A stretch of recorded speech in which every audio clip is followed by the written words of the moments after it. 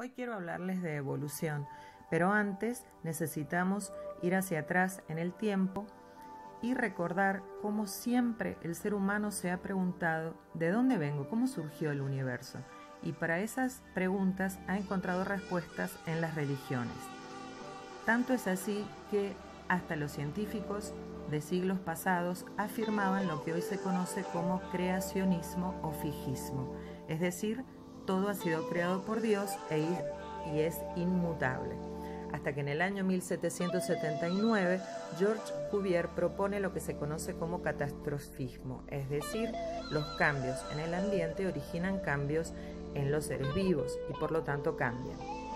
En ese mismo momento, Lamarck, con sus 35 años y ya había estado en el ejército, empezaba a trabajar en los museos y es allí donde pudo observar el cambio en los fósiles de los mismos animales y propuso la teoría del transformismo, es decir, las especies no son fijas, tienen un impulso vital y divino que las mueve a cambiar de tal forma que los cambios ambientales que generan en ellas cambios se las transmiten a sus generaciones siguientes.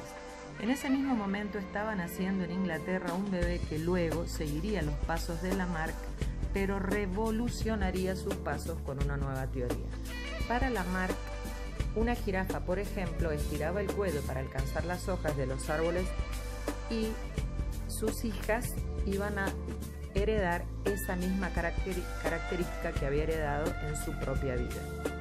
Cuando Lamarck ya estaba en sus últimos años, el bebé inglés ya se había convertido en un joven estudiante de medicina, siguiendo los pasos de su papá y de su abuelo, una amplia generación de médicos de esta famosa y adinerada familia de Inglaterra. Pero la medicina dejó de interesarle y en el año 1831, con sus 22 años, zarpó en un viaje hacia las costas de América del Sur y durante muchos años estuvo viajando por muchos países del mundo, observó, dibujó animales, plantas, como por ejemplo las que observó en nuestro país, ya que llegó a la Argentina. Es más, estuvo en Mendoza, en Villavicencio, por ejemplo, hay una placa que recuerda su paso por nuestra provincia. Observó cientos de fósiles de plantas y animales autóctonos, de tal forma que se iba dando cuenta de las semejanzas que habían entre animales y plantas de distintos países del mundo. Al llegar, formó su familia con Emma, tuvo muchos hijos. La primera hija, la primogénita, falleció por una enfermedad, lo sumió en una gran depresión, por lo tanto 30 años se demoró en recopilar sus dibujos, sus informaciones para poder redactar su único libro, El origen de las especies, en el año 1859. Esa teoría la avaló también Alfred Wallace, porque él también llegó a la conclusión de que las especies actuales provienen de otras anteriores. Por lo tanto, las observaciones de Darwin lo llevaron a afirmar la teoría de la selección natural, en donde algunos sobreviven en los grupos de especies. Esas variaciones que se producen en ellos son heredables, pero en forma aleatoria, como debe haber ocurrido con el mecanismo del cuello largo de las jirafas que Lamarck había explicado de otra forma.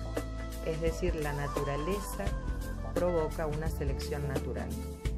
Con el tiempo, la genética de Mendel se sumaría a las ideas evolutivas de Darwin y aparecerían las bases genéticas de la evolución para la nueva teoría neo-darwiniana. Las mutaciones naturales que ocurren en una especie son las que se van pasando de generación en generación al azar, formando el origen de nuevas especies. Como por ejemplo se puede ver en este gráfico, ese mecanismo es el que se conoce como efecto fundador. Es una de las formas en que aparece una nueva especie. La barrera geográfica provoca la no unión entre los nuevos individuos. ¿Cuáles son las pruebas de la evolución o evidencia? Sin duda la más conocida es el registro fósil, que incluye no solo los huesos, sino los rastros hasta de plantas que han quedado sobre las rocas sin desintegrarse. Los embriones de distintas especies también se convierten en evidencia. La composición bioquímica del ADN también se convierte en evidencia de la evolución, como ocurre entre el chimpancé y la especie humana.